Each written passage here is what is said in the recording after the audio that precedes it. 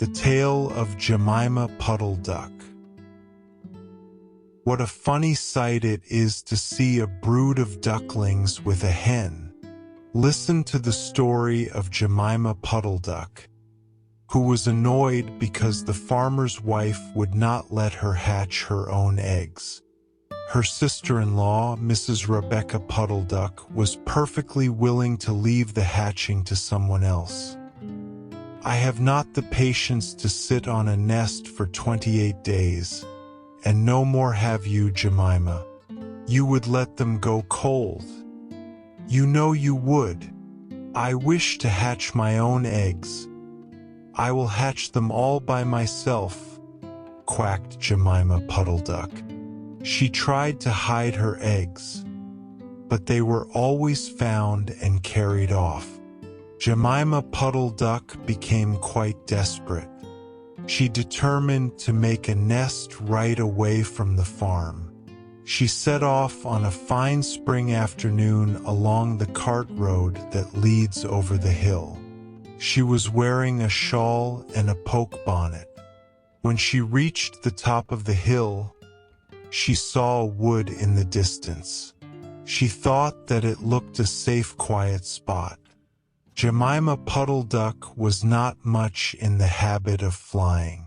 She ran downhill a few yards flapping her shawl, and then she jumped off into the air. She flew beautifully when she had got a good start. She skimmed along over the treetops until she saw an open place in the middle of the wood, where the trees and brushwood had been cleared. Jemima alighted rather heavily and began to waddle about in search of a convenient dry nesting place. She rather fancied a tree stump amongst some tall foxgloves. But seated upon the stump, she was startled to find an elegantly dressed gentleman reading a newspaper. He had black prick ears and sandy-colored whiskers. "Quack," said Jemima Puddle-Duck, with her head and her bonnet on the one side. "Quack." The gentleman raised his eyes above his newspaper and looked curiously at Jemima. "Madam, have you lost your way?" said he. He had a long bushy tail which he was sitting upon, as the stump was somewhat damp. Jemima thought him mighty civil and handsome. She explained that she had not lost her way, but that she was trying to find a convenient dry nesting place. "Ah, is that so?" "Indeed," said the gentleman with sandy whiskers, looking curiously at Jemima. He folded up the newspaper and put it in his coat-tail pocket. Jemima complained of the superfluous hen. "Indeed, how interesting. I wish I could meet with that fowl. I would teach it to mind its own business. But as to a nest, there is no difficulty. I have a sackful of feathers in my woodshed. No, my dear madam, you will be in nobody's way. You may sit there as long as you like," said the bushy, long-tailed gentleman. He led the way to a very retired, dismal-looking house amongst the foxgloves. It was built of faggots and turf, and there were two broken pails, one on top of another, by way of a chimney. "This is my summer residence. You would not find my winter house, so convenient," said the hospitable gentleman. There was a tumble-down shed at the back of the house, made of old soap boxes. The gentleman opened the door and showed Jemima in. The shed was almost quite full of feathers. It was almost suffocating, but it was comfortable and very soft. Jemima Puddle-Duck was rather surprised to find such a vast quantity of feathers. But it was very comfortable. and she made a nest without any trouble at all. When she came out, the sandy-whiskered gentleman was sitting on a log reading the newspaper. At least he had it spread out, but he was looking over the top of it. He was so polite that he seemed almost sorry to let Jemima go home for the night. He promised to take great care of her nest until she came back again the next day. He said he loved eggs and ducklings. He should be proud to see a fine nestful in his woodshed. Jemima Puddle-Duck came every afternoon. She laid 9 eggs in the nest. They were greeny white and very large. The foxy gentleman admired them immensely. He used to turn them over and count them when Jemima was not there.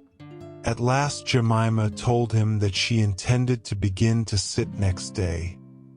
"And I will bring a bag of corn with me, so that I need never leave my nest until the eggs are hatched.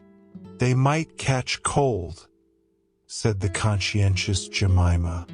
"Madam, I beg you not to trouble yourself with a bag. I will provide oats. But before you commence your tedious sitting, I intend to give you a treat. Let us have a dinner party all to ourselves. May I ask you to bring up some herbs from the farm garden to make a savory omelet? Sage and thyme and mint and 2 onions and some parsley. I will provide lard for the stuff, lard for the omelet," said the hospitable gentleman with sandy whiskers. Jemima Puddle-Duck was a simpleton.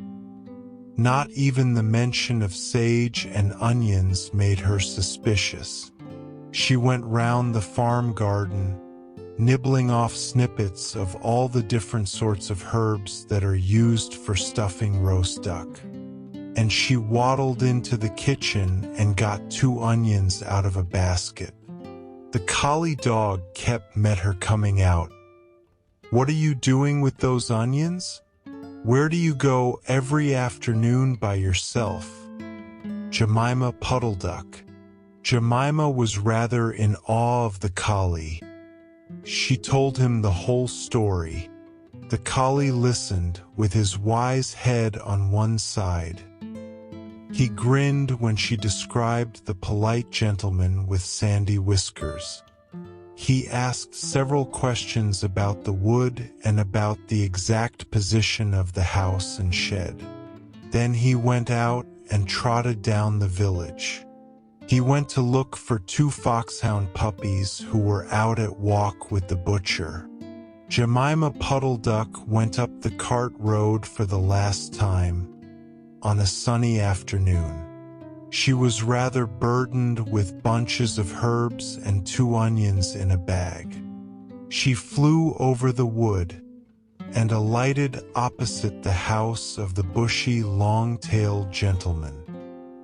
He was sitting on a log. He sniffed the air and kept glancing uneasily round the wood. When Jemima alighted, he quite jumped. "Come into the house as soon as you have looked at your eggs. Give me the herbs for the omelet. Be sharp." He was rather abrupt. Jemima Puddle-Duck had never heard him speak like that. She felt surprised and uncomfortable. While she was inside, she heard pattering feet round the back of the shed. Someone with a black nose sniffed at the bottom of the door, and then locked it. Jemima became much alarmed. A moment afterward there were most awful noises. Barking, baying, growls and howls, squealing and groans. And nothing more was ever seen of that foxy-whiskered gentleman. Presently Kep opened the door of the shed and let out Jemima Puddle-Duck. Unfortunately, the puppies rushed in and gobbled up all the eggs before he could stop them. He had a bite on his ear, and both the puppies were limping. Jemima Puddle-Duck was escorted home in tears on account of those eggs.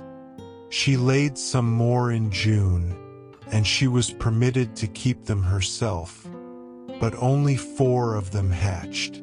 Jemima Puddle-Duck said that it was because of her nerves, but she had always been a bad sitter.